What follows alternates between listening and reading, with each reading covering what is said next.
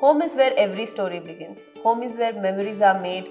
Home is where love resides. And home is a place where you always want to come back to.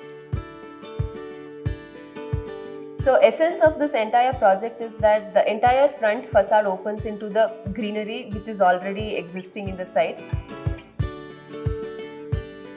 We also seamlessly added like the court spaces throughout the house, which right now is creating a lot of ambience within the house, and I think that's the best part.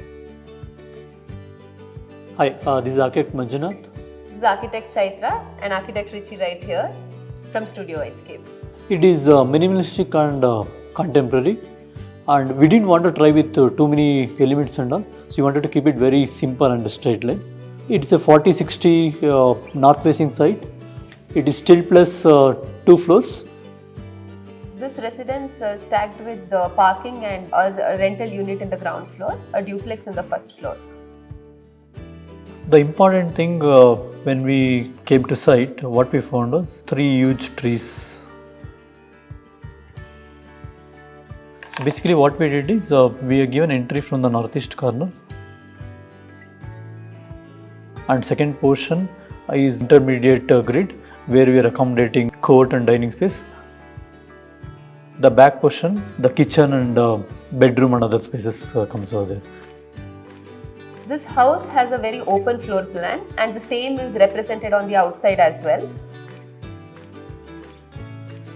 The entry to the duplex house is given in the northeast corner, so we take this flight of steps to reach the house.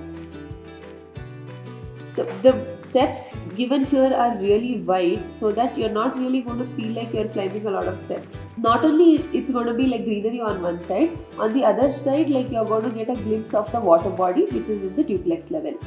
So this folded plate step is cladded with Lapotra granite, while the inserts has Jaisalmer marble in it, which is contrasting each other, and it is also making the entire entry space very vibrant. Right opposite to the main door is the water body, which is just sunk by 1 feet. It also has like a planter box which is quite long and has one temple tree in it, and a Buddha statue right below that. Through the main door we enter the home, and right in between the dining and the foyer there is a unit. This unit also directs us directly to the living space. Not only the living opens to the front but also to the side, where we have small perforations along the wall which brings in the sunlight in the afternoon to evening time. The TV wall is quite simple with muted grey palette and highlighted only with the textured Satwaria marble. For the entire house we have mainly gone with a muted palette of using a very light colored marble, crema marfil, just a natural timber, and some grays wherever we wanted to highlight. The floor plan is split into 2 levels. We need to take 3 additional steps to reach the dining space. Dining further opens into the dining court. This double height court really adds in volume to the floor, as well as the skylights given on top really brings in this beautiful filtered skylight into the space. This space particularly gets this beautiful east light in the morning through these perforations. Rather than having a huge opening here like with a regular window which would just overlook into the neighbor's house, we thought of going with perforations, and we slightly tilted it so that we get natural east sunlight, as well as we also get privacy from the neighbors. So this is a complete open floor plan, and dining further opens into the island kitchen. So we have a counter here and an island right here in the center. And there is also a small space done for the seating in the kitchen. The design of the tall unit is done in such a way that the storeroom entrance is hidden, and only those who know it will know that there is a storeroom tucked right behind. Again, the kitchen palette follows rest of the common area palette, which is mostly greys and whites. So we have gone with the grey countertop. In Korean again, just in grey also, like we have so many options. It's like concrete snow white, concrete cloud, and then like there is the dark grey, and sand grey is what we have actually used for our kitchen. And the advantage of using Korean is that there will not be any joints. It will be completely seamless.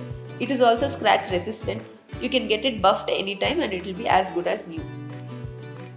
So the ground floor also has a guest room with a wardrobe on one side. So Pooja court and spiral court are one of the most unique designs in this house. Pooja room is actually designed with the folded hand concept, which is slightly separated. And that separation, we have a frame which is lowered in height as well, because we wanted to have the traditional concept of entering the puja room, like where you bend your head and then enter. We also have a small sheet of water running around. And to get the light inside, we have taken a through and through slit along the double height of the puja on the back. So the same slit continues on top and turns into a skylight. A void is created, and from the void the spiral staircase emerges, which goes onto the next floor until terrace. The staircase leads us to the first floor, and we are greeted with this family space. On one side we have a master bedroom and multi-purpose room. So once we enter the family space, since there is a level difference over here, we took advantage of that once again as a natural seating itself with just one armchair in the center. Timber is used very extensively in the house. Apart from the joineries, it is also used in stepping stones. It is used for the entire staircase treads and flooring in family area as well as master bedroom area, and many other places we have gone with the timber. And also the wasted timber which was remaining was also used as strips for the doors. It was cladded on a plywood and then further polished, and then it looks exactly like a same complete teak wood door, but it was actually done with wasted pieces. Master bedroom has a platform bed along with the seating. This further leads into the dress and then into the master bath. We didn't want to go with very conventional style of openings for the room. So we went ahead with this timber louvered shutters, because this is going to give you privacy whenever it is shut, but still the air circulation is going to be continuous. And so here it is placed in such a way that we can just open it and look down into the puja court, which also has a small water body in it. From the library to kids room is a small bridge right here, and we have made sure to give a glass right here so that we can make the maximum of the water body view which we get right here. Her study space, we didn't want to include it in the bedroom because the bedroom had to be just a resting space. So we got the library right here. There is a regular tabletop where she can sit and study, and when she casually wants to read a book, maybe a story book or any other thing, so she can just come and sit in this reclined seat.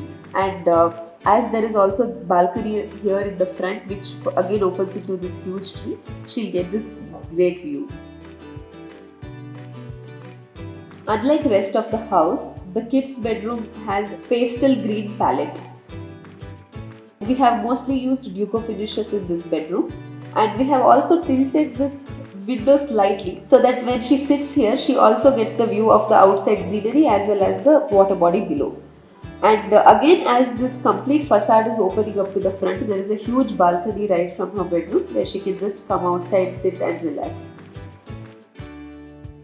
So definitely we always have to consider the maintenance. So if we look at the materials we have used here, like the marble flooring or the mostly extensively used like wood, veneer, all these can be polished. So I think these are some of the measures that we take in our projects to make sure that the maintenance is not an issue.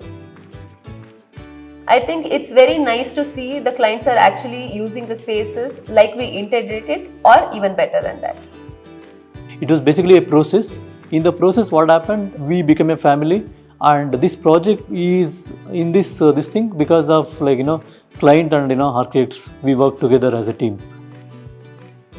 So of course the name of the house, which is what is unique here, and that is of course named after her, Anoki, the daughter.